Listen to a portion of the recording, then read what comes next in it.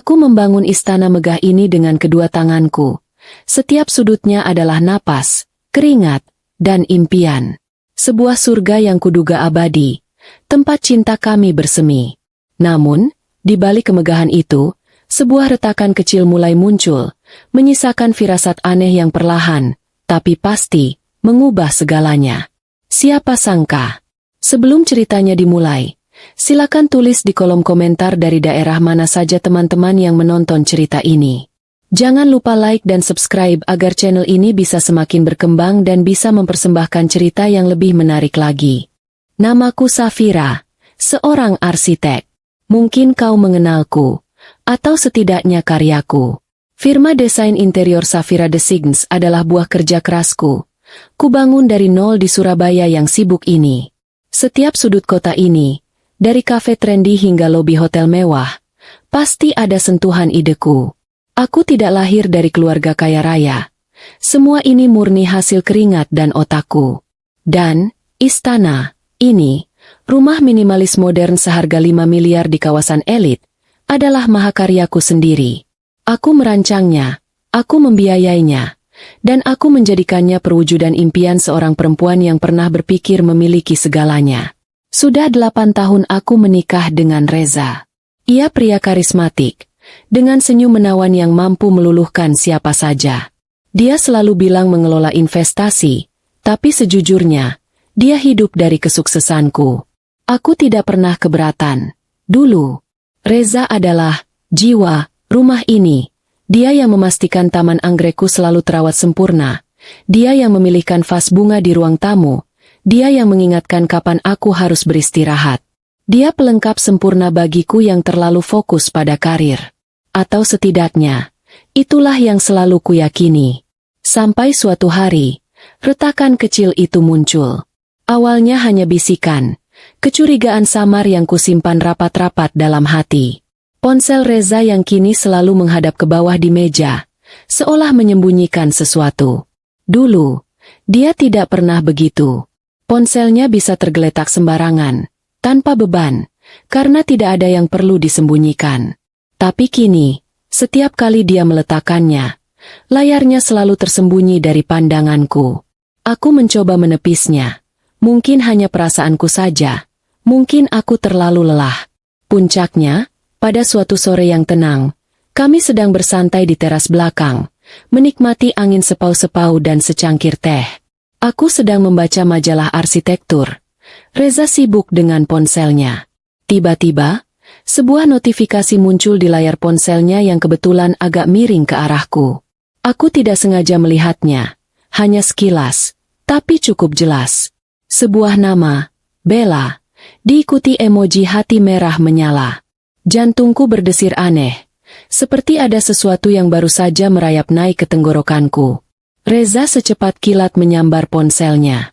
Gerakannya terlalu cepat, terlalu panik untuk sesuatu yang tidak berarti. Dia melihat ke arahku, senyumnya sedikit kaku. "Oh, ini," katanya, berusaha terdengar santai. "Klien baru, Safira." Dia menanyakan portofolio desain interior kita. Aku mengangguk pelan, seolah percaya. Tapi di dalam hatiku, alarm sudah berbunyi nyaring. "Klien?" Dengan emoji hati merah? Di hari Sabtu sore? Logikaku berteriak. Ada yang tidak beres. Aku menatapnya, mencoba mencari kebohongan di matanya. Tapi Reza selalu pandai menyembunyikannya. Dia memang aktor yang baik. Dan aku memilih untuk diam, untuk saat ini. Aku tidak akan menuduh tanpa bukti. Hatiku terasa sakit, seperti ada sayatan kecil yang baru saja terukir. Surga yang kubangun ini, tiba-tiba terasa retak. Aku mencoba mengabaikan kecurigaanku. Aku bilang pada diriku sendiri, "Safira, jangan berprasangka buruk. Reza tidak akan melakukan itu." Tapi pikiran itu bagaikan benang kusut yang semakin ditarik, semakin mengikat. Aku mencoba menjadi istri yang normal, tetap tersenyum, tetap menyiapkan sarapan, tetap mendengarkan cerita-ceritanya. Namun, mataku kini lebih tajam, pendengaranku lebih peka. Aku mulai mencari, tanpa sadar, tanpa niat, bukti-bukti lain yang bisa membenarkan atau bahkan membantah keraguanku. Beberapa hari setelah insiden ponsel itu, aku menciumnya. Aroma parfum wanita yang manis dan berat, seperti campuran vanila dan gardenia. Itu bukan parfumku. Parfumku selalu yang segar, citrus, atau woody. Aroma ini menusuk hidungku saat aku mencium kemeja kerja Reza yang kusiapkan untuk dicuci. Kemeja itu sudah dia pakai seharian, jadi wajar saja ada aroma tubuhnya. Tapi aroma ini bukan aroma Reza. Ini aroma wanita lain. Reza, tanyaku lembut, saat dia sedang menyantap sarapan. Ini parfum siapa? Kok aneh baunya? Dia mengangkat alis, mencium kemejanya sendiri. Oh, itu? Mungkin dari lift. Safira. Di kantor kan banyak rekan kerja wanita yang pakai parfum. Aku mengangguk lagi, tersenyum tipis. Oh, iya juga ya. Tapi di dalam hatiku, aku tahu, aroma itu menempel terlalu kuat untuk sekadar dari lift. Aku bekerja di lingkungan yang sama. Aku tahu bagaimana parfum wanita lain bisa menempel. Ini berbeda. Aroma ini seolah memeluk kemejanya. Lalu, aku melihatnya di tagihan kartu kredit gabungan kami. Aku memang yang mengelola keuangan utama. Aku yang mengatur semua anggaran, membayar tagihan, memastikan semuanya berjalan lancar. Reza hanya sesekali mengecek, tapi selebihnya dia percaya padaku. Jadi, setiap bulan, aku akan meninjau setiap transaksi. Mataku terpaku pada satu entry, transaksi sebesar 100 juta rupiah di sebuah butik perhiasan mewah. Butik itu bukan langgananku. Aku tidak pernah membeli perhiasan di sana. Dan Reza juga tidak pernah memberiku perhiasan semahal itu di luar acara spesial seperti ulang tahun pernikahan. Aku menunggunya pulang. Malam itu, aku duduk di sofa ruang keluarga, berpura-pura membaca buku, sampai Reza tiba. Reza, kataku, mencoba menjaga suaraku tetap tenang. Aku melihat ada transaksi 100 juta di tagihan kartu kredit kita, di butik perhiasan. Dia tertawa. Tawanya agak terdengar dipaksakan. Dia duduk di sampingku, merangkul bahuku. Astaga, Safira, kamu ini teliti sekali, ya? Aku hanya diam, menunggu penjelasannya. Itu, katanya, adalah investasi berlian, sayang. Aku beli sebagai kejutan ulang tahunmu. Makanya aku tidak bilang. Kejutan ulang tahun? Ulang tahunku masih 6 bulan lagi. Dan investasi berlian? Reza tidak pernah tertarik dengan investasi non-properti atau saham yang kukelola. Lagi pula, berlian sebagai investasi? Itu bukan gaya Reza. Investasi? Tanyaku. Tapi aku tidak pernah melihat wujud berliannya. Dan kenapa harus sekarang? Ulang tahunku masih lama. Dia tersenyum, mencoba meyakinkanku. Nanti kalau sudah dekat hari H, aku tunjukkan. Sengaja aku simpan dulu. Kan namanya juga kejutan. Aku mengangguk. Lagi-lagi berpura-pura percaya. Tapi kali ini, aku tidak sebodoh itu. Kebohongan ini terlalu jelas. Terlalu kentara. 100 juta rupiah untuk berlian yang tidak pernah kutemukan dimanapun di rumah ini. Yang dia simpan rahasia. Dan disebut investasi? Hatiku bukan hanya retak. Tapi terasa seperti dihantam palu godam. Rasa sakitnya menjalar, dingin, dan menakutkan. Aku tahu sekarang, ada yang jauh lebih besar dari sekadar kecurigaan. Ini adalah pengkhianatan. Dan aku harus mencari tahu sampai ke akarnya. Reza pamit pergi keluar kota. Katanya, ada pertemuan penting di Malang dengan klien yang potensial. Dia akan pergi selama akhir pekan. Jumat pagi, dia mengecup keningku. Senyumnya masih semenawan dulu. Jaga rumah ya, sayang. Katanya, jangan terlalu kangen. Aku hanya mengangguk, memaksakan seulas senyum. Hati-hati di jalan, Mas. Semoga sukses pertemuannya. Mobilnya meluncur mulus keluar dari gerbang. Istana, kami. Aku berdiri di depan jendela, memandangi kepergiannya sampai mobil itu hilang di tikungan. Rumah ini tiba-tiba terasa begitu besar, begitu kosong. Aku tahu dia bohong. Aku merasakannya di setiap tulangku. Firasatku, yang selama ini coba ku tepis, kini berteriak nyaring. Aku mencoba bekerja.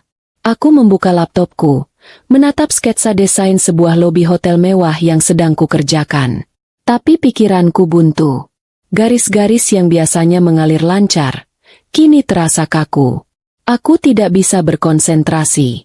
Yang terbayang di benakku adalah nama, Bella, dan emoji hati merah itu. Aroma vanila dan gardenia. Tagihan 100 juta rupiah. Jumat malam berlalu dengan lambat. Aku sendirian di rumah seharga 5 miliar ini, ditemani kecurigaan yang menggerogoti. Aku makan malam tanpa selera, menonton televisi tanpa menyimak. Setiap suara kecil di luar membuatku terlonjak. Jam dinding serasa berdetak lebih lambat dari biasanya. Reza mengirimiku pesan singkat. Sudah sampai, sayang. Capek sekali. Langsung istirahat. Good night. Love you. Love you too. Balasku. Jariku terasa kaku saat mengetik kebohongan itu. Hari Sabtu, aku memutuskan untuk menyibukkan diri. Aku pergi ke salah satu proyekku, mengecek perkembangan di lapangan. Tapi bahkan di sana, di tengah debu dan suara palu, pikiranku tetap melayang. Aku merasa seperti orang bodoh. Seorang Safira, arsitek sukses yang dipuja banyak orang, ternyata sedang dibohongi mentah-mentah oleh suaminya sendiri di dalam istananya sendiri. Sore harinya, aku kembali ke rumah. Aku membuat secangkir teh, duduk di sofa, dan membuka ponselku. Sekadar mengalihkan pikiran, aku membuka Instagram.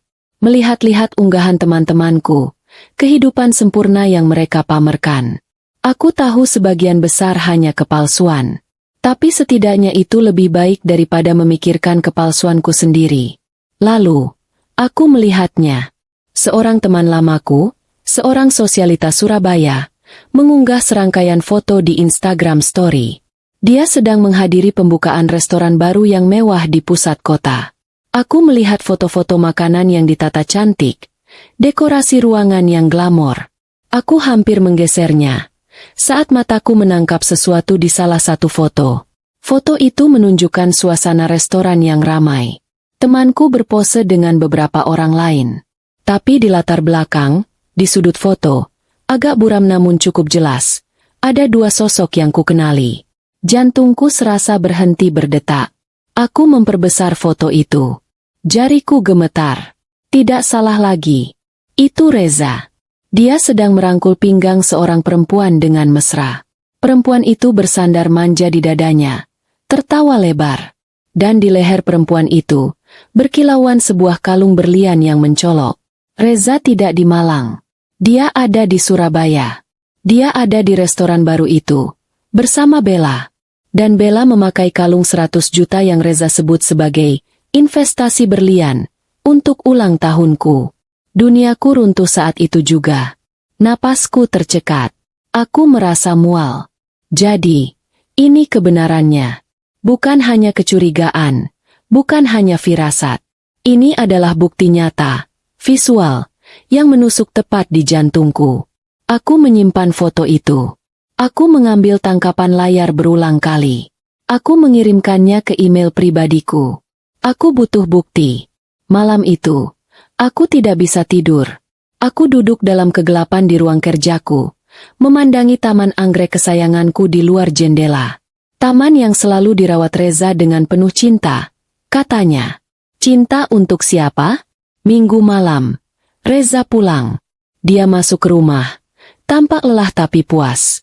Dia membawakanku oleh-oleh, camilan khas Malang. Gimana pertemuannya? Tanyaku. Suaraku terdengar aneh di telingaku sendiri. Sukses besar, katanya, antusias. Kliennya setuju. Ini proyek besar, Safira. Dia memelukku. Aku membiarkannya. Aku membiarkan tangannya melingkar di pinggangku. Padahal rasanya aku ingin muntah. Aku harus bersabar. Aku harus mengumpulkan semua kepingan teka-teki ini. Malam itu, aku menunggu. Aku pura-pura tidur lebih dulu, beralasan badanku tidak enak. Aku mendengarkan Reza mandi, bersenandung kecil. Dia tampak begitu bahagia. Kebahagiaan yang dibangun di atas kebohongannya. Dia naik ke tempat tidur, di sisiku. Dia mencium punggungku. Selamat tidur, Cahaya. Panggilan sayangnya untukku. Cahaya. Betapa ironisnya. Aku menunggu 1 jam, 2 jam. Sampai aku yakin dia benar-benar terlelap. Aku bisa mendengar dengkuran halusnya yang teratur. Perlahan, dengan hati-hati, aku bangkit.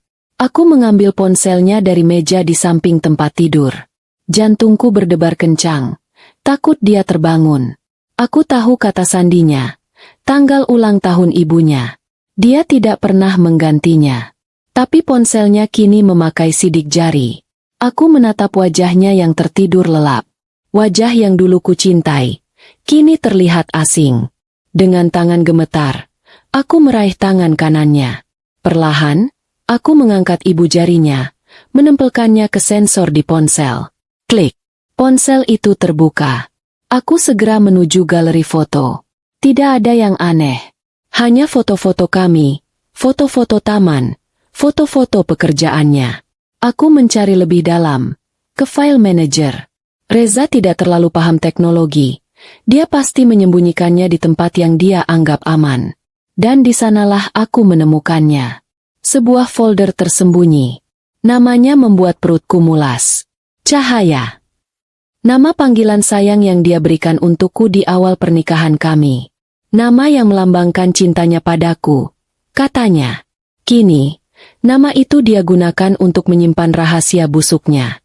Dengan jari yang gemetar hebat, aku membukanya. Isi folder itu adalah neraka. Puluhan foto dan video. Bukan hanya Bella, tapi Reza dan Bella. Mereka berlibur di Bali, berciuman di bawah matahari terbenam. Foto Bella mencoba kalung berlian itu di butik perhiasan. Wajahnya berseri-seri. Video mereka tertawa bersama di dalam mobil.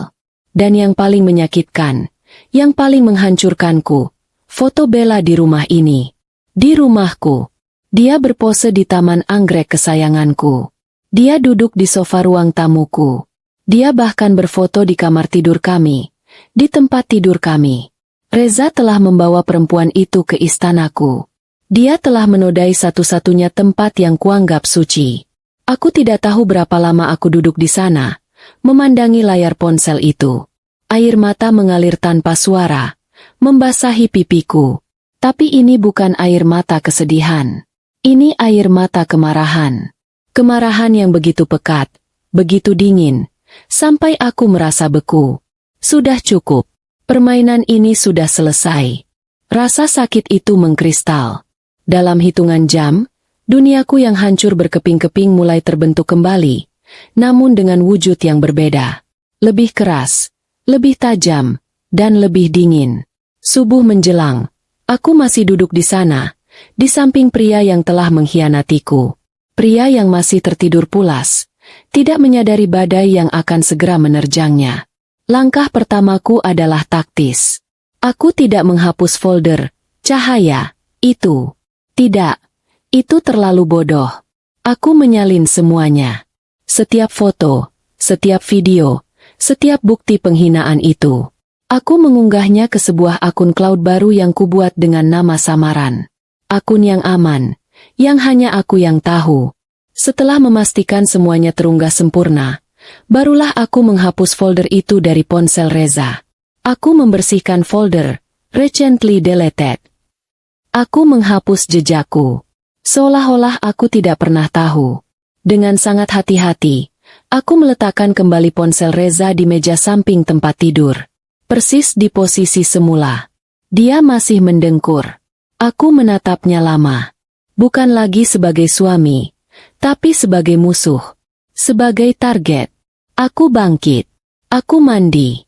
Air panas yang mengguyur tubuhku seolah mencuci bersih sisa-sisa air mataku. Sisa-sisa kelemahanku. Hari ini, aku bukan lagi Safira yang terluka. Hari ini, aku adalah sang ratu yang akan merebut kembali istananya. Aku memilih pakaian kerjaku yang paling tajam. Setelan blazer hitam, kemeja putih bersih, dan sepatu hak tinggi yang berbunyi tegas di lantai marmer. Aku tidak pergi ke kantor. Aku menelepon sekretarisku, bilang aku ada urusan mendadak. Tujuan pertamaku adalah sebuah kedai kopi yang tenang, jauh dari keramaian. Aku butuh tempat untuk berpikir. Aku memesan espresso ganda, pahit, kuat, seperti diriku yang baru. Lalu aku menelepon. Selamat pagi, Ibu Sofia. Ini Safira. Saya perlu bertemu dengan Anda hari ini. Ini sangat mendesak. Ibu Sofia adalah pengacara perceraian terbaik di Surabaya. Reputasinya mendahuluinya. Tajam, tak kenal kompromi, dan selalu menang. Kantornya tidak besar, tapi memancarkan aura kekuasaan. Tidak ada pernak-pernik, tidak perlu. Hanya tumpukan berkas dan aura profesionalisme yang kental. Aku duduk di hadapannya. Aku tidak menangis. Aku tidak histeris. Aku menceritakan semuanya dengan tenang, runtut, dan terstruktur. Aku mulai dari kecurigaan awal, notifikasi ponsel, aroma parfum, tagihan kartu kredit. Lalu aku menunjukkan buktinya, tangkapan layar Instagram story itu. Ibu Sofia mendengarkan tanpa menyela. Matanya menatapku tajam. Bukti perselingkuhan sudah cukup kuat, Safira. Tapi ini. Ada lagi. Potongku. Aku menceritakan apa yang kutemukan di ponsel Reza semalam. Tentang folder, cahaya. Tentang foto-foto di rumahku. Ibu Sofia mengangguk pelan. Ini lebih dari sekadar perselingkuhan. Ini penghinaan. Tapi kita harus fokus pada aset. Rumah itu. Bagaimana statusnya? Atas nama bersama, kataku getir. Itu adalah tanda cinta saya padanya dulu. Saya yang membayar lunas, tapi saya masukkan namanya. Ibu Sofia menghela napas. Kesalahan klasik. Berarti, secara hukum, dia berhak atas separuhnya. 2,5 miliar rupiah. Dan percayalah, dia akan menuntutnya. Dia tidak punya uang, Bu. Jelasku. Dia hidup dari saya. Dia pasti mengincar rumah itu untuk modal hidup barunya bersama perempuan itu. Saya kenal dia. Ibu Sofia tersenyum tipis. Senyum yang dingin. Bagus. Kita tahu motifnya. Jika dia serakah dan mengincar rumah itu, kita akan berikan rumah itu padanya. Aku mengerutkan kening. Maksud ibu? Kita akan biarkan dia menjual rumah itu, kata Ibu Sofia. Tapi, bukan dengan sertifikat yang asli. Disitulah rencana itu lahir. Rencana yang berisiko, tapi brilian.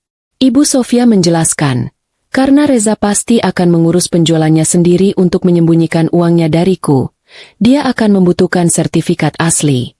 Saya punya kenalan, kata Ibu Sofia. Suaranya pelan. Bisa membuatkan duplikat sertifikat dengan kualitas terbaik. Identik dengan aslinya. Kertasnya, capnya, segalanya. Tentu saja, itu tidak akan lolos verifikasi sistem online di Badan Pertanahan Nasional. Tapi seorang pembeli awam, atau bahkan notaris yang tidak terlalu teliti di awal, tidak akan tahu bedanya. Apa yang harus saya lakukan? Tanyaku. Jantungku mulai berdebar. Kamu harus bersikap normal. Kamu adalah istri yang naif, yang patah hati, tapi masih mencintainya. Jangan konfrontasi dia. Biarkan dia merasa di atas angin. Instruksi Ibu Sofia. Dan kamu harus menukar sertifikat asli di brankas kalian dengan yang palsu. Biayanya mahal, tapi aku tidak peduli. Ini bukan lagi soal uang. Ini soal keadilan. Seminggu kemudian, sertifikat palsu itu ada di tanganku. Aku memegangnya, membandingkannya dengan fotokopi sertifikat asli yang kusimpan. Sempurna. Tidak ada bedanya. Aku menunggu kesempatanku. Reza punya jadwal rutin setiap hari Rabu sore, bermain futsal dengan teman-temannya. Dia tidak pernah melewatkannya. Rabu itu, dia pamit seperti biasa. Aku futsal ya, sayang. Jangan lupa siapkan makan malam. Iya, Mas. Hati-hati. Jawabku, tersenyum manis. Begitu mobilnya menghilang, aku langsung beraksi. Aku masuk ke ruang kerja kami. Brankas itu ada di balik lukisan pemandangan yang ironisnya Reza yang pilih. Aku memasukkan kombinasinya. Tanggal pernikahan kami. Betapa lucunya. Pintu brankas yang berat terbuka. Di sanalah sertifikat itu tergeletak. Sertifikat hak milik atas nama Safira dan Reza. Bukti cinta yang berubah menjadi bukti kebodohan. Dengan tangan gemetar, persis seperti yang digariskan dalam kerangka ceritaku, aku mengambil sertifikat asli itu. Aku menatapnya sejenak. Ini adalah kerja kerasku. Ini adalah istanaku. Aku tidak akan membiarkan dia mengambilnya. Aku memasukkan sertifikat palsu itu ke dalam brankas. Lalu aku menutupnya kembali. Sertifikat asli itu langsung kubawa ke bank. Aku menyewa safety deposit box baru atas namaku sendiri, menggunakan alamat rumah orang tuaku. Sertifikat itu aman. Saat Reza pulang malam itu, bau keringat dan tawa, aku menyambutnya dengan senyuman. Aku menyajikan makan malamnya. "Kamu kok tumben senyum-senyum terus hari ini?" tanyanya heran. "Tidak apa-apa," kataku lembut. "Aku hanya sedang bahagia." Dia tidak tahu, kebahagiaanku adalah awal dari kehancurannya. Perangkap sudah terpasang. Sang ratu kini tinggal menunggu mangsanya masuk. Esok hari, Safira memulai sandiwara yang paling meletihkan dalam hidupnya. Ia harus menjadi aktris utama dalam drama yang ia sutradarai sendiri, dengan Reza sebagai lawan main yang sangat meyakinkan. Ia mengenakan topeng istri yang penuh kasih, sedikit naif, dan terlalu mencintai suaminya.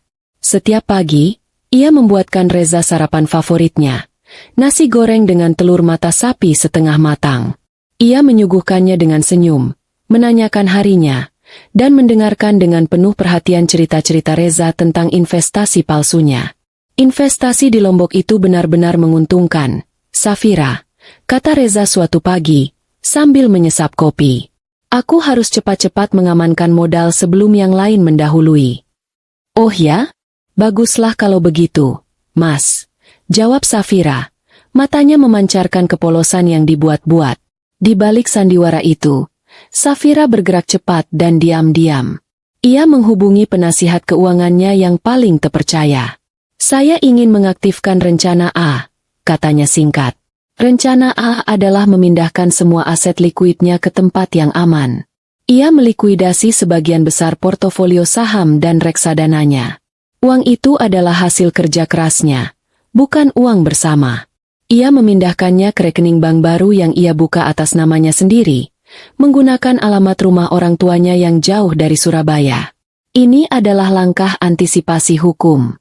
Jika terjadi perceraian, semua aset ini akan sulit dijangkau Reza karena ia bisa membuktikan itu adalah harta bawaan atau harta yang dihasilkan murni dari bisnisnya sendiri, yang tidak pernah disentuh Reza. Sementara Safira mengamankan istananya, Reza, yang merasa di atas angin, mulai melancarkan aksinya. Ia merasa Safira semakin penurut dan tidak curiga. Dia merasa sudah berhasil memenangkan permainan ini. "Safira," kata Reza suatu malam, suaranya terdengar serius. "Aku butuh modal besar untuk investasi properti di Lombok itu. Ini peluang emas. Minimal 5 miliar rupiah." Safira berpura-pura terkejut. 5 miliar? Itu banyak sekali, Mas. Dari mana kita dapat uang sebanyak itu? Reza tersenyum sabar, seolah sedang berbicara dengan anak kecil. "Tentu saja dari aset kita. Kita harus menjual rumah ini, sayang." Jantung Safira mencelos, tapi ia berhasil mempertahankan ekspresinya. "Ini dia umpannya. Tapi rumah ini, Mas." Safira merendahkan suaranya, membiarkan sedikit kepedihan muncul. "Kenangan kita. Kamu sendiri yang bilang ini istana kita. Aku yang merancangnya. Semua kerja kerasku ada di sini." Reza meraih tangannya, mengelusnya dengan lembut. Kehangatan palsu itu membuat Safira ingin menarik tangannya, tapi ia menahannya. "Dengarkan aku, Cahaya," kata Reza, menggunakan nama panggilan yang kini terasa menjijikan. "Kita jual ini, kita dapat 5 miliar. Aku akan gandakan menjadi 10 miliar dalam setahun. Lalu kita akan bangun istana yang lebih megah. Aku janji. Istana yang jauh lebih mewah dari yang ini. Ini hanya rumah lama. Kita akan punya yang baru, yang benar-benar fresh, tanpa kenangan masa lalu. Kata-kata, tanpa kenangan masa lalu, menusuk telinga Safira. Dia tahu maksudnya. Istana yang baru, dengan Bella di sisinya. Safira menghela napas panjang, berpura-pura menyerah setelah perjuangan batin yang panjang. Baiklah, Mas. Kalau itu yang terbaik untuk masa depan kita. Tapi janji ya, kamu harus cepat membangun rumah baru itu. Reza langsung mencium keningnya dengan antusias. Tentu, sayang. Kamu memang istri terbaik di dunia. Safira membalas pelukannya. Di dalam pelukan itu, ia tersenyum tipis, senyum kemenangan yang tidak terlihat. Reza telah menggigit umpan itu. Perangkap sudah diaktifkan. Reza mulai bergerak cepat. Safira membiarkannya. Ia bahkan kadang bertanya tentang perkembangan penjualan rumah, seolah ia benar-benar antusias dengan ide investasi di Lombok. Ia memainkan peran sebagai istri yang mendukung, meskipun hatinya sudah lama mati rasa. Aku sudah menemukan pembeli, kata Reza dengan bangga, seminggu kemudian. Namanya Pak Hartono. Dia pengusaha batubara, ingin proses cepat dan bayar tunai. Dia mau harga 5 miliar, tidak kurang. Oh, syukurlah kalau begitu, Mas, kata Safira, berpura-pura lega. Dia hanya butuh satu hal, lanjut Reza. Sertifikat asli rumah kita. Notarisnya perlu melakukan pengecekan awal, memastikan keabsahan sertifikat sebelum penandatanganan perjanjian pengikatan jual-beli, PPJB, dan tentunya, akta jual-beli, AJB, di hadapan notaris. Inilah momen kunci kedua. Penyerahan umpan itu. Safira, dengan akting ragu-ragu yang meyakinkan, berjalan ke ruang kerja. Ia membuka brankas, dan dengan napas yang tertahan, ia mengambil sertifikat palsu yang sudah menunggu di sana. Sertifikat itu tampak identik, terasa sama, namun isinya adalah kebohongan besar yang siap meledak di tangan Reza. Ia kembali ke ruang tamu, menyerahkan sertifikat itu pada Reza. Tangannya sedikit gemetar, bukan karena takut, tapi karena menahan emosi yang meluap-luap. Tolong jaga baik-baik ya, Mas, katanya, suaranya tercekat. Semua kerja kerasku, semua kenangan kita, ada di kertas itu. Ini adalah nyawaku. Reza menerima gulungan kertas berharga itu dengan senyum lebar dan rasa kemenangan. Ia sama sekali tidak memeriksa detailnya. Sudah terlalu yakin bahwa istrinya yang naif itu pasti memberikan yang asli. Ia sibuk dengan euforia kemenangan palsunya. Tenang, Safira. Aku akan menjaganya seperti nyawaku sendiri. Aku akan mengurus semuanya dengan notaris. Kamu fokus saja di firma desainmu, oke? Reza pergi, membawa sertifikat palsu itu. Safira kembali ke ruang kerjanya, mengunci pintu, dan membiarkan air mata kepuasan menetes. Ia tidak menangis karena sedih. Ia menangis karena lega. Ia sudah melewati tahap paling sulit. Beberapa hari kemudian, Reza memberitahu Safira bahwa ia sudah bertemu dengan Pak Hartono dan notaris. Mereka menandatangani PPJB. Lihat ini, Safira. Reza menunjukkan sebuah bukti transfer di ponselnya. Uang muka sebesar 500 juta rupiah telah masuk rekening rahasia yang ia siapkan. Rekening yang tidak terhubung dengan Safira sama sekali. Rekening yang tidak diketahui Safira sebelumnya. Uang muka sudah masuk. Sisanya akan dilunasi saat AJB seminggu lagi. Katanya, matanya berbinar-binar karena keserakahan. Reza merasa menang telak. Ia mendapatkan uang muka itu. Uang yang ia yakini akan ia bagi dua dengan Bella untuk hidup baru mereka. Safira hanya akan mendapatkan setengah sisanya. Dan itu pun baru setelah proses AJB selesai. Namun, Reza sudah punya rencana untuk menunda pembagian itu selama mungkin. Malam itu, Reza mengatakan ia ada urusan mendadak. Ia berdandan rapi, menyemprotkan parfum mahalnya. Safira tahu ia pergi kemana. Ia pergi ke apartemen Bella. Reza dan Bella merayakan kemenangan semu ini dengan berfoya-foya. Uang 500 juta yang baru saja masuk itu, mereka hamburkan dengan mewah. Reza merasa ia telah berhasil mengusir sang ratu dari istananya tanpa perlawanan berarti. Ia menganggap Safira lemah, terlalu emosional, dan mudah dibohongi. Dia tidak menyadari, sang ratu justru sedang menyusun pion-pionnya di papan catur, siap melakukan skakmat. Safira hanya menunggu hari penandatanganan AJB. Hari eksekusi. Hari penandatanganan akta jual beli, AJB, telah tiba.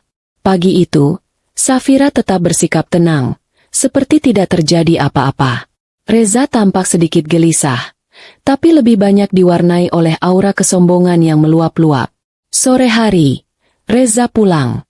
Ia menemukan Safira sedang menyiram tanaman anggrek di taman belakang. Taman yang katanya sangat ia cintai. Taman yang kini telah dinodai oleh jejak kaki perempuan lain. Reza berdiri di ambang pintu, menatap Safira. Di tangannya, ada sebuah amplop putih. Safira, panggilnya. Suaranya dingin dan tajam, tanpa kehangatan yang biasa ia tunjukkan, bahkan dalam kebohongan. Safira menoleh, wajahnya menunjukkan kelelahan yang nyata, sebuah emosi yang tidak perlu ia pura-purakan lagi. Ya, Mas. Reza berjalan mendekat. Kesombongannya mencapai puncak. Ia melemparkan amplop itu tepat di kaki Safira, di antara pot-pot anggrek. Pergi dari rumah ini, bentaknya. Rumah ini sudah kujual. Ini bagianmu. 5 juta rupiah. Cukup untuk sewa kamar kos selama sebulan. Safira menatap amplop itu, lalu menatap mata Reza. Api amarah yang sudah ia tahan berbulan-bulan kini terasa panas di belakang matanya. Tapi ia tidak boleh lengah. Ia harus memainkan peran ini sampai akhir. Apa maksudmu, Mas? Suara Safira bergetar. Ia berhasil menyuarakannya dengan nada keheranan dan kesakitan yang memuncak. Jangan pura-pura bodoh. Reza tertawa sinis. Aku sudah tahu kamu tahu. Aku tidak akan repot-repot pura-pura lagi. Ya. Aku berselingkuh dengan Bella. Kami akan menikah. Dan rumah ini, istanamu, sudah kujual untuk modal hidup kami. Kata-kata itu menghantam Safira. Meskipun ia sudah tahu, mendengarnya langsung dari mulut Reza di rumahnya sendiri tetap menyakitkan. Namun, rasa sakit itu segera diubahnya menjadi energi untuk berakting. Safira langsung menjatuhkan selang air di tangannya. Ia bermain total. Air mata penderitaan langsung membanjiri wajahnya. Ia menangis histeris. Mas, bagaimana kamu bisa melakukan ini padaku? Aku yang membangun semua ini. Istana ini. Teriaknya. Suaranya pecah. Ia memungut amplop di kakinya. Meremasnya erat-erat. 5 juta? Kamu menghargai 8 tahun pernikahan kita dengan 5 juta rupiah. Reza hanya menyeringai puas. Itu lebih dari cukup. Setidaknya kamu bisa hidup. Aku memberimu waktu 1 jam untuk berkemas. Setelah itu, kalau kamu masih ada di sini, aku akan panggil satpam. Safira tidak melawan. Ia tidak berdebat. Ia memainkan peran istri yang hancur dan tak berdaya. Ia kembali ke kamar dengan langkah terhuyung-huyung, sengaja membiarkan Reza melihat betapa rapuhnya dia. Ia hanya mengambil 1 tas tangan kecil, yang isinya adalah kunci mobil cadangan, dompetnya, dan ponselnya. Di balik pintu, Reza tertawa puas. Ia mengira telah memenangkan segalanya. Ia mengira telah berhasil mengusir sang ratu dari istananya sendiri, tanpa ia harus kehilangan sepeser pun dari uang penjualan rumah, yang ia rencanakan ia kuasai sendiri. Safira berjalan keluar gerbang. Ia tidak menoleh ke belakang. Ia berjalan lunglai di jalanan perumahan yang sepi, terlihat seperti wanita yang baru saja kehilangan segalanya. Ia berhasil mengelabui Reza. Reza, yang mengira Safira telah pergi jauh, langsung menelepon Bella. Sayang, aku bebas. Dia sudah pergi. Malam ini kita rayakan di apartemenmu. Reza meninggalkan rumah, melesat menuju apartemen Bella. Ia meninggalkan istana itu. Mengira ia telah meninggalkannya kosong dan siap diisi oleh kehidupan barunya. Yang tidak ia ketahui, Safira tidak pergi jauh. Ia hanya bersembunyi di tikungan jalan, di dalam mobil taksi yang sudah ia pesan sebelumnya, menunggu saat mobil Reza hilang dari pandangan. Begitu mobil Reza menghilang, ekspresi sedih dan hancur di wajah Safira langsung hilang. Wajahnya berubah dingin, fokus, dan penuh perhitungan. Ini adalah momen eksekusi. Mobil Reza baru saja hilang di balik tikungan. Safira menyuruh taksi itu berhenti. Ia turun, membawa tas tangan kecilnya. Ia kembali berjalan ke rumahnya, ke gerbang besar yang baru saja ia tinggalkan dengan tangisan palsu. Ia membuka tasnya, mengambil kunci cadangan yang ia simpan rapi. Klik. Gerbang terbuka. Safira masuk ke dalam istananya. Ia berdiri di tengah ruang tamu yang luas. Ia menghela napas. Ini adalah rumahnya. Rumah yang ia bayar. Ia rancang. Ia jaga. Dan ia tidak akan pernah membiarkannya jatuh ke tangan pengkhianat. Aksi dimulai. Ini adalah babak di mana rencana hukum, finansial, dan fisik dieksekusi serentak. Panggilan pertama. Hukum. Ia menelepon Ibu Sofia. Bu, dia sudah pergi. Dia mengusir saya dan mengakui perselingkuhannya. Dia mengira saya sudah menyerah. Suara Ibu Sofia terdengar tegas. Bagus, Safira. Dia sudah memenuhi semua skenario kita. Laksanakan semuanya sekarang. Safira mengangguk, meskipun Ibu Sofia tidak bisa melihatnya. Laksanakan, Bu. Ibu Sofia tidak menunggu. Saat itu juga, tim hukumnya mendaftarkan gugatan cerai di Pengadilan Agama Surabaya dengan bukti perselingkuhan yang lengkap, bukti chat, foto, dan pengakuan lisan Reza kepada Safira. Bersamaan dengan itu, surat permohonan pembekuan seluruh aset bersama, termasuk sisa uang dari hasil penjualan rumah, diajukan. Dan yang paling penting, Ibu Sofia menyiapkan laporan polisi atas nama Pak Hartono, pembeli rumah itu. Laporannya adalah penipuan transaksi properti dengan menggunakan dokumen palsu. Sertifikat palsu yang Reza miliki kini menjadi bukti kejahatan yang sempurna. Panggilan kedua. Finansial. Safira menelepon manajer private bankingnya. Aktifkan protokol musim dingin pada rekening Reza. Protokol musim dingin. Nama sandi yang mereka sepakati. Ini bukan hanya pembekuan rekening bersama. Safira, melalui penyelidikan diam-diam selama berbulan-bulan, telah menemukan semua rekening bank dan kartu kredit tambahan atas nama Reza. Sebagai istri, ia masih memiliki wewenang hukum untuk meminta pembekuan sementara, terutama setelah mengajukan gugatan cerai dan tuduhan penipuan. Instan.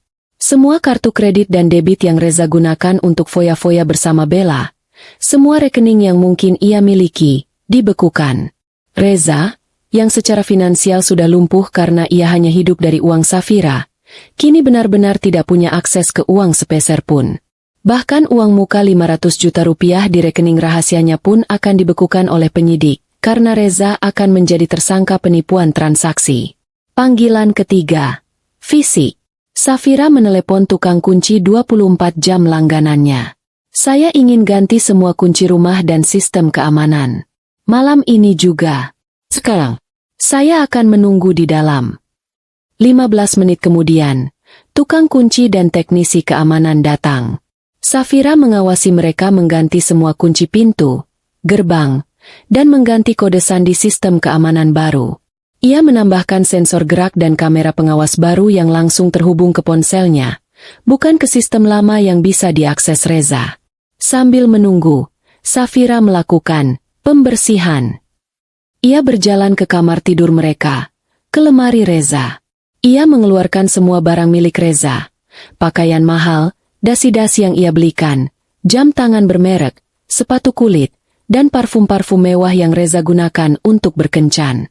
Ia memasukkan semuanya ke dalam kantong sampah hitam besar. Ia tidak merusaknya. Ia hanya menganggapnya sebagai sampah yang harus dibuang. Ia melempar semua kantong sampah hitam itu ke garasi. Ia tidak ingin ada satupun benda Reza yang tersisa di dalam istananya. Istana ini kini kembali menjadi miliknya, bersih dari jejak pengkhianatan. Malam itu, Safira tidur di istananya, di tempat tidur yang sama, tapi kini ia tidur nyenyak. Ia tidur dalam damai dan kemenangan. Ia tahu, besok pagi, badai balasan akan benar-benar dimulai. Pagi itu, Reza dan Bella menikmati sarapan mewah di sebuah hotel bintang 5 di Surabaya. Mereka merayakan kebebasan Reza dari Safira. Meja mereka penuh dengan hidangan lezat, dan Reza sedang tertawa, menceritakan kembali bagaimana ia mengusir Safira dengan 5 juta rupiah. Dia benar-benar lemah, sayang, kata Reza pada Bella, sambil menyuapkan sepotong panekuk. Dia bahkan tidak mencoba melawan. Dia hanya menangis histeris. Aku bebas. Bella tersenyum kemenangan. Baguslah. Aku tidak tahan melihatmu terus-terusan menjadi anjing peliharaan perempuan tua itu.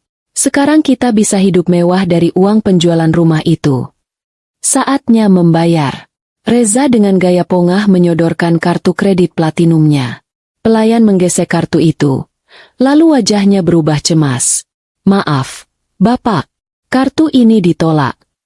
Reza mengerutkan kening. Pasti ada masalah di mesinnya. Coba kartu yang lain. Reza mengeluarkan kartu kredit keduanya.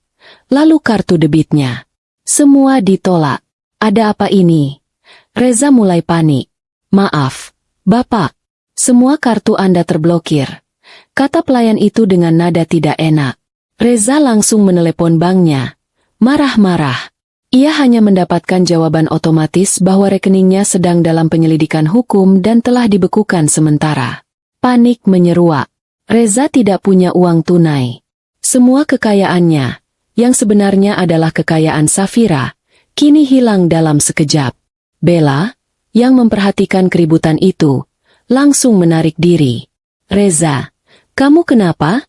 Jangan buat malu. Akhirnya, Bella terpaksa membayar tagihan sarapan itu, dan itu sangat mengganggu moodnya. Reza mencoba meyakinkannya bahwa ini hanya masalah teknis, tapi Bella mulai menatapnya dengan curiga. Meskipun panik finansial, Reza harus tetap menghadiri janji penting, penandatanganan akta jual beli, AJB, dengan Pak Hartono di kantor notaris. AJB ini akan melunasi sisa uang penjualan rumah, yang ia butuhkan untuk membebaskan dirinya dari masalah finansial mendadak ini. Reza tiba di kantor notaris dengan pakaian terbaiknya, berusaha terlihat tenang. Pak Hartono sudah menunggu, didampingi notaris. Suasana terasa formal dan tegang. Mereka duduk di meja besar. Reza menyerahkan sertifikat rumah kepada notaris. Baik, mari kita mulai verifikasi terakhir, kata notaris itu. Notaris itu memasukkan data sertifikat itu ke sistem online Badan Pertanahan Nasional, BPN. Ini adalah prosedur standar yang tidak bisa dihindari dalam transaksi properti yang sah. Reza, di dalam hatinya, sudah membayangkan sisa uang miliaran rupiah yang akan masuk rekeningnya. 5 menit. 10 menit. Notaris itu terus menatap layar komputernya. Wajahnya perlahan-lahan mengeras. Dari profesional menjadi tegang. Lalu menjadi marah. Notaris itu melepaskan kacamatanya, menatap Reza dengan tatapan tidak percaya. Pak Reza, katanya, suaranya pelan tapi menusuk. Mohon maaf, sertifikat yang Anda serahkan ini palsu. Datanya tidak terdaftar dalam sistem BPN. Ruangan itu sunyi. Reza merasa seluruh darahnya mengalir turun ke kaki. Apa? Palsu? Bagaimana mungkin? Dia mengambilnya dari brankas. Pak Hartono, pengusaha batubara yang biasanya tenang, langsung mengamuk. Apa? Sertifikat palsu. Ini penipuan. Kamu pikir kamu bisa main-main dengan uang 500 juta saya? Teriak Pak Hartono, tangannya menggebrak meja. Saya tidak mau tahu. Kembalikan uang muka saya saat ini juga, atau saya panggil polisi. Ledakan. Hidup Reza meledak. Ia mencoba menjelaskan. Ia bersumpah ia tidak tahu. Tapi notaris itu, Pak Hartono, semua orang di ruangan itu menatapnya sebagai penipu ulung. Ponsel Reza berdering. Itu bukan telepon. Itu email. Dari kantor pengacara Ibu Sofia. Reza membukanya dengan tangan gemetar. Subjeknya, panggilan pengadilan, gugatan cerai dan tuntutan pembagian harta Gonogini.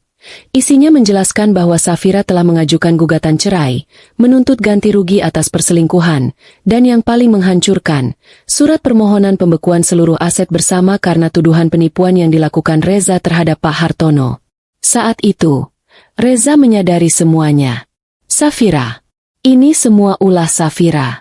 Dia sudah tahu sejak lama. Dia sengaja memberinya sertifikat palsu itu. Ia bergegas keluar dari kantor notaris, meninggalkan Pak Hartono yang mengancam akan memenjarakannya. Ia menelepon Bella. Panik. Bella, tolong aku. Aku butuh uang. Semua rekeningku dibekukan. Rumah itu tidak jadi dijual. Bella mendengar histeris Reza. Ada keheningan sejenak. Lalu, suara Bella terdengar dingin, penuh penghinaan. Oh, jadi kamu miskin sekarang? Kamu penipu? Keluar dari apartemenku. Reza, aku tidak mau punya pacar pecundang bodoh yang tidak punya uang sepeser pun. Buang barang-barangmu sendiri. Bella membanting telepon. Reza mencoba menelepon lagi, tapi nomornya sudah diblokir. Ia pergi ke apartemen Bella, menggedor-gedor pintu, tapi pintu itu tetap terkunci.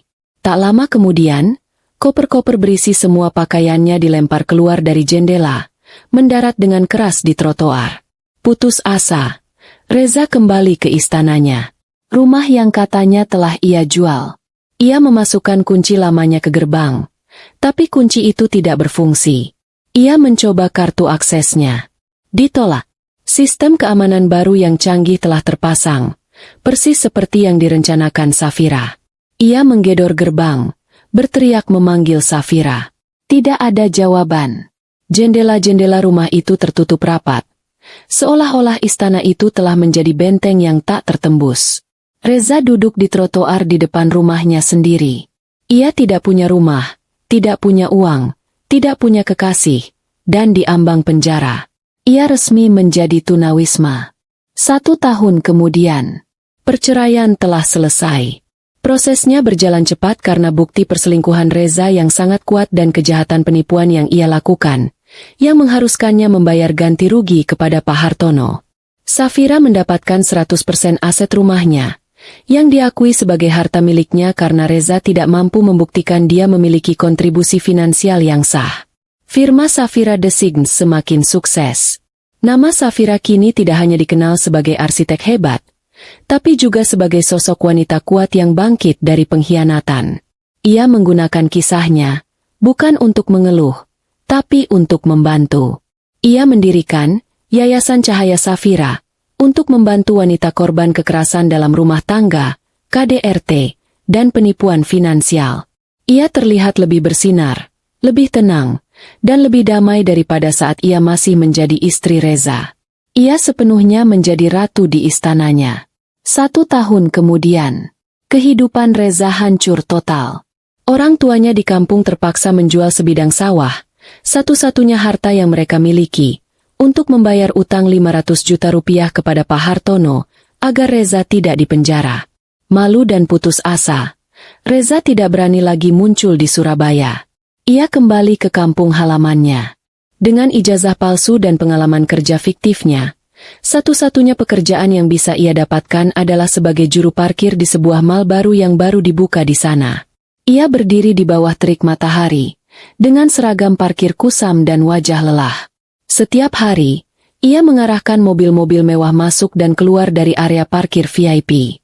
Sore itu, sebuah mobil sport elegan berwarna rose gold, mobil yang tidak pernah bisa ia beli seumur hidupnya, memasuki area parkir VIP. Reza membungkuk, meniup fluidnya, mengarahkan mobil itu ke tempat parkir. Ia berdiri tegak saat pengemudi dan penumpang turun. Pengemudi itu adalah seorang pria, tampan, mengenakan setelan jas yang elegan. Rekan kerja baru Safira. Lalu, penumpang wanita keluar dari kursi belakang. Itu adalah Safira. Ia tampak anggun, mengenakan gaun malam yang menawan, siap menghadiri acara amal yayasannya yang diadakan di lobi mal itu. Ia turun dari mobil, rambutnya tertata sempurna, kulitnya bersinar. Ia tampak seperti ratu yang sesungguhnya. Reza terkesiap. Ia terpaku di tempatnya. Ia tidak percaya. Wanita yang pernah ia usir dengan uang 5 juta itu kini berdiri di hadapannya. Jauh lebih kaya, jauh lebih bahagia, dan jauh lebih kuat. Mata Safira menatap lurus ke depan, ke pintu masuk mal. Ia berjalan melewatinya, seolah Reza adalah bagian dari bayangan di trotoar. Ia bahkan tidak memberinya tatapan sekilas. Tidak ada kebencian, tidak ada amarah. Tatapan mengabaikan itu, tatapan seolah Reza tidak ada, justru jauh lebih menyakitkan daripada 1000 makian. Pria tampan itu, rekan kerja Safira, berjalan di sampingnya. Saat mereka melewati Reza, Safira berhenti sebentar. Ia membuka tas tangannya yang kecil, mengeluarkan selembar uang 100.000 rupiah, dan menyerahkannya kepada Reza, tanpa menatapnya. Tips parkir, katanya, suaranya pelan dan datar. Lalu, ia berjalan pergi dengan anggun, memasuki mal. Reza berdiri sendirian di tempat parkir, gemetar, memegang uang 100.000 rupiah itu. Uang, sedekah, dari wanita yang pernah ia coba hancurkan, dari wanita yang kini telah mendapatkan kembali istananya, sementara ia menjadi penjaga gerbang. Itu adalah akhir yang sempurna bagi kehancurannya. Suasana kantor Safira The Signs di Surabaya Timur terasa berbeda. Bukan lagi hanya tentang garis lurus dan tata ruang minimalis. Kini ada sentuhan kehangatan dan tujuan yang lebih besar. 6 bulan telah berlalu sejak pertemuan Safira dengan Reza di area parkir mal itu. Insiden itu telah memantapkan hatinya. Ia telah benar-benar lepas dari bayangan masa lalu. Safira kini duduk di ruang rapat pribadinya. Bukan untuk membahas tender desain interior, melainkan untuk rapat mingguan Yayasan Cahaya Safira. Yayasan ini tumbuh pesat. Ia bukan hanya menyediakan bantuan hukum dan finansial, berkat koneksinya dengan Ibu Sofia dan manajer bank pribadinya, tapi juga menjadi tempat perlindungan psikologis bagi para wanita korban penipuan finansial dan KDRT, kasus yang sangat mirip dengan yang ia alami.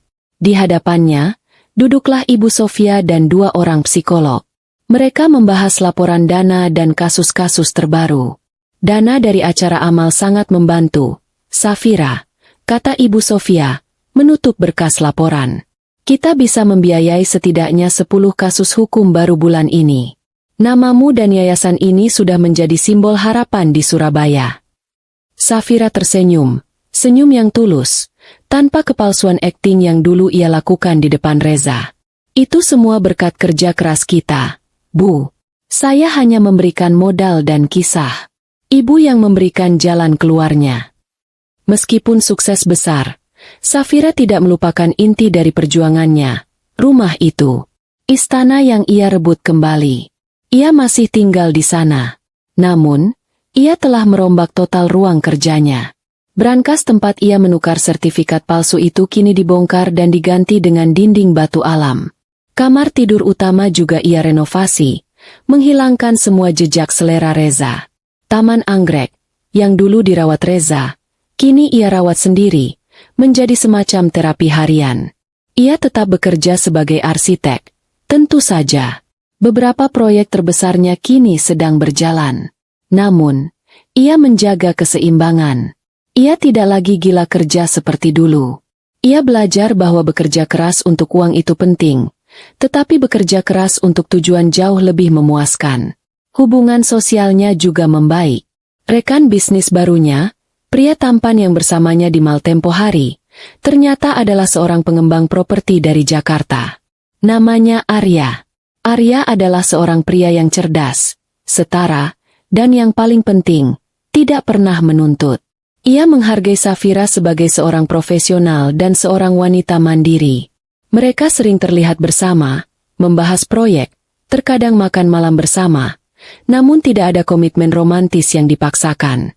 Safira menikmati proses membangun hubungan yang sehat, hubungan yang didasarkan pada rasa hormat dan kesetaraan, bukan ketergantungan finansial atau emosional.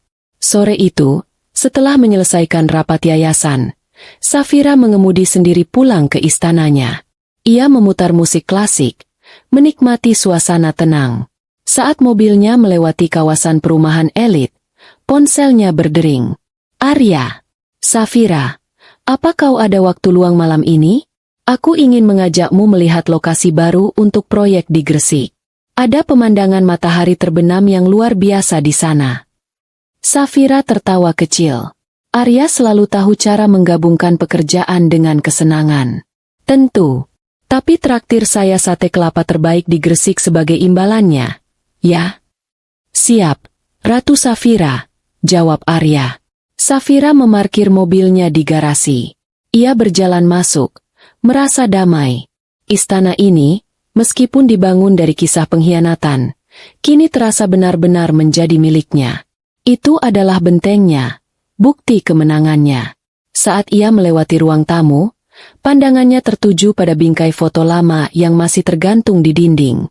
Foto pernikahan Reza dan dirinya. Ia tidak pernah tega membuangnya. Itu adalah bagian dari masa lalunya yang membentuknya. Namun, kini ia menatap foto itu tanpa rasa sakit, tanpa kemarahan. Hanya rasa kasihan yang samar pada dirinya yang dulu begitu naif, dan sedikit kasihan pada Reza. Ia mengambil bingkai foto itu. Ia tidak merobeknya, tidak menghancurkannya.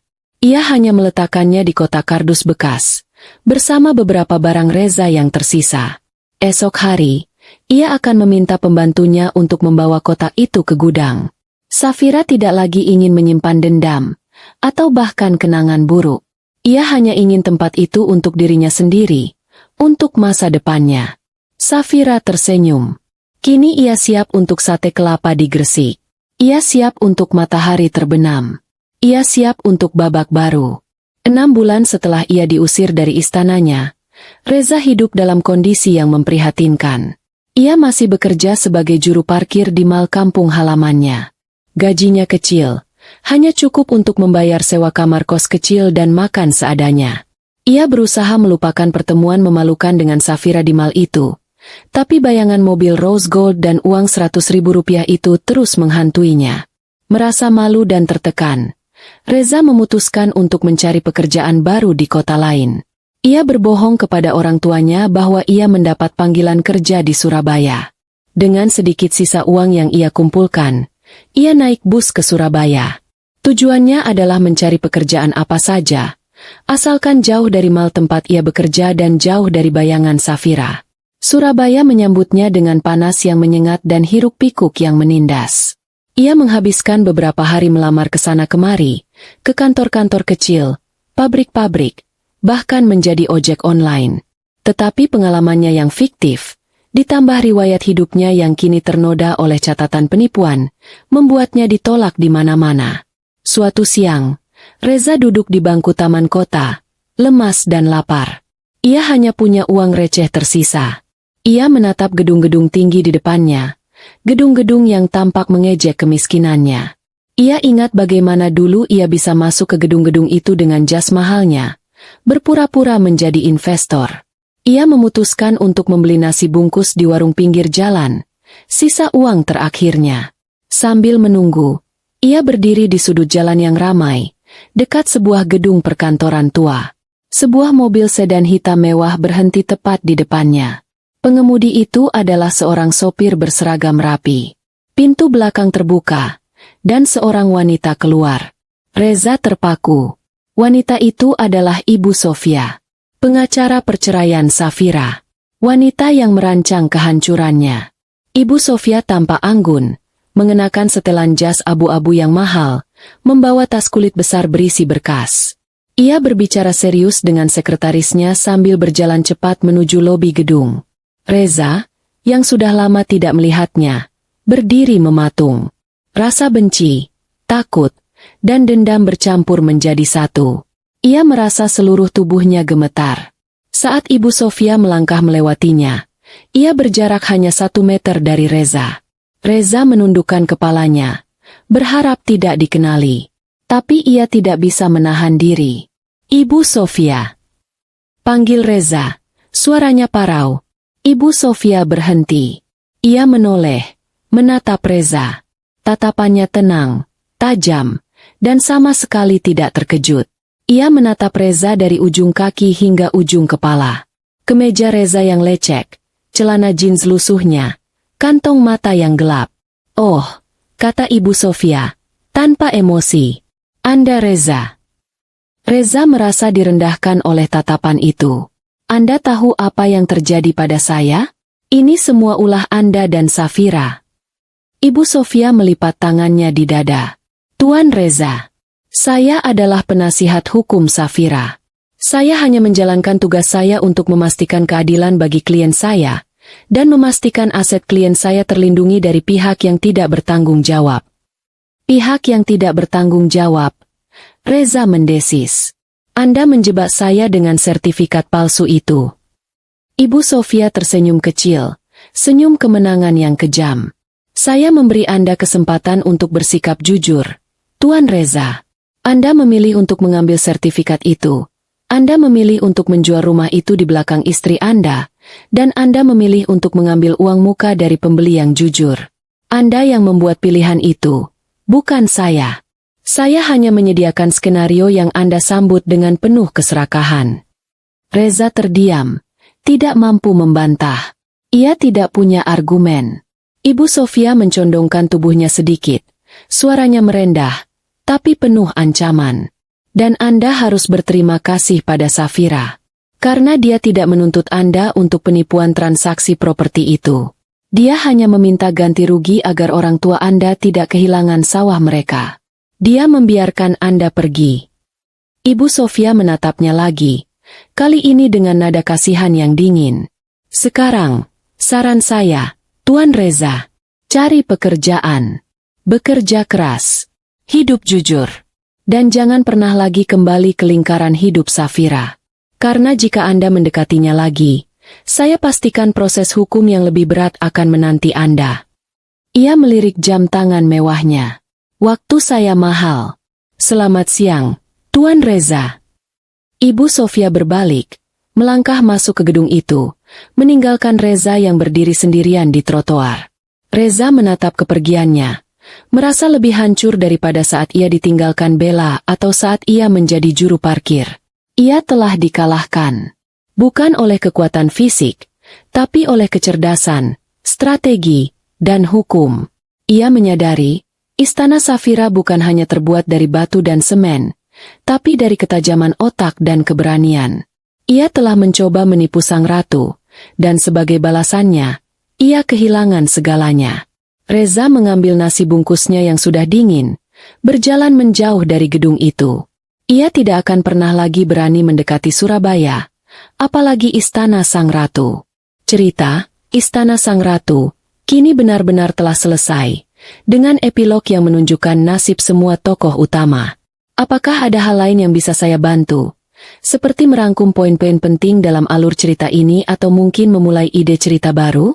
Bella duduk di sofa kulit apartemennya yang mahal, memandang keluar jendela menuju Cakrawala Surabaya yang gemerlap. Suasana apartemen yang biasanya dipenuhi tawa dan aroma parfum mahal kini terasa sunyi dan dingin. Ponselnya tergeletak di meja. Bergetar sesekali karena pesan masuk, tapi tidak ada satupun dari Reza. Ia sudah memblokir Reza, tentu saja. Ia bukan wanita bodoh.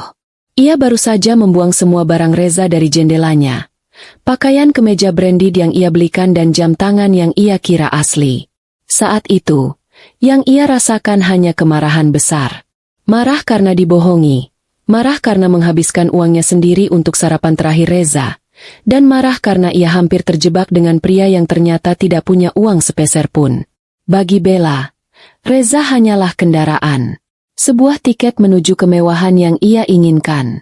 Ia tidak pernah mencintai Reza. Ia mencintai uang, gaya hidup, dan janji-janji istana megah yang Reza tawarkan.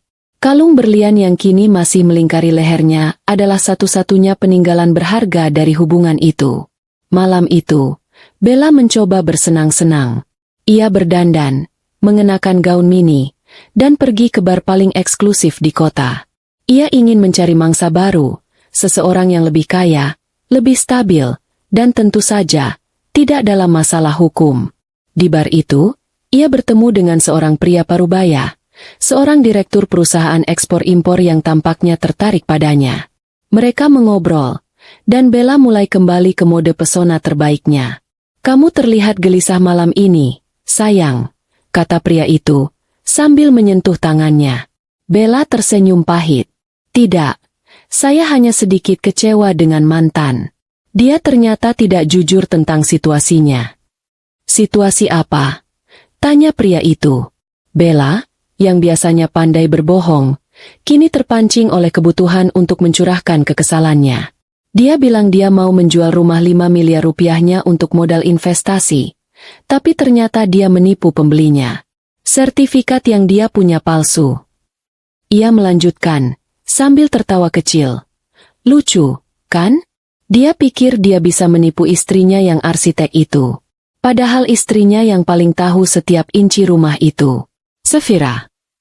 Pria parubaya itu tiba-tiba berhenti menyesap minumannya. Matanya menyipit. Safira? Safira, pemilik firma desain Safira Designs. Bella mengangguk. Sedikit bangga karena ternyata ia pernah menjadi musuh dari wanita terkenal. Iya, yang itu. Pria parubaya itu menarik tangannya pelan. Senyumnya menghilang total. Dengar, Bella, katanya. Suaranya kini dingin dan berjarak. Perusahaan saya baru saja menaikkan kontrak besar dengan Safira Designs untuk proyek resor di Bali. Kami menghormati wanita itu. Dia profesional dan sangat terhormat. Dan saya tahu Ibu Sofia, pengacara yang menanganinya. Dia tidak main-main. Pria itu berdiri. Siapapun yang mencoba merusak reputasi Safira atau berurusan dengan penipu yang menjebaknya, itu adalah masalah besar dalam dunia bisnis kami. Saya tidak bisa berurusan dengan drama atau orang-orang yang berhubungan dengan penipuan. Selamat malam, Bella. Ia meninggalkan Bella sendirian, tercengang, di tengah keramaian bar. Bukan hanya Reza yang hancur. Reputasi Bella, yang terkait dengan kasus penipuan Reza, kini menyebar dengan cepat di kalangan elit bisnis yang menjadi targetnya. Ia mendapati bahwa semua pria kaya dan berkuasa di Surabaya telah mendengar desas-desus. Mereka tahu tentang Reza dan sertifikat palsu. Mereka tahu tentang Safira, yang kini menjadi simbol kekuatan dan kejujuran. Bella menemukan dirinya terkucilkan. Ia mencoba menjual kalung berliannya untuk mendapatkan uang tunai, tetapi butik perhiasan yang ia datangi menawar dengan harga sangat rendah, jauh di bawah harga beli Reza, karena berlian itu dianggap sebagai aset bermasalah yang mungkin terkait kasus hukum. Akhirnya, Bella terpaksa menjual apartemen mewahnya dan pindah ke pinggiran kota. Ia menyadari, istana Reza hanya ilusi, dan ia telah melewatkan kesempatan emas untuk menipu pria yang sebenarnya. Ironisnya, kalung berlian itu kini menjadi beban terberatnya. Setiap kali ia melihatnya, ia teringat pada Reza, si pecundang bodoh, dan yang lebih menyakitkan, ia teringat pada Safira, sang ratu sesungguhnya, yang membiarkan mereka berdua hancur tanpa perlu mengotori tangannya sendiri. Waktu terus berjalan. Setahun setengah setelah perceraian yang menggemparkan itu, Safira memutuskan untuk mengadakan acara gala dinner kecil di istananya. Ini bukan sekadar pesta. Ini adalah penanda resmi dari babak baru kehidupannya, sebuah perayaan kemerdekaan dan kedaulatan yang mutlak. Ia mengundang hanya orang-orang terdekatnya, Ibu Sofia, penasihat keuangannya, beberapa rekan bisnis terpercaya, termasuk Arya, dan teman-teman lama yang mendukungnya selama masa-masa sulit. Tema acaranya, Rebirth, kelahiran kembali. Rumah itu bersinar. Setiap sudutnya memancarkan selera tinggi Safira yang otentik. Dekorasi interiornya telah benar-benar berubah.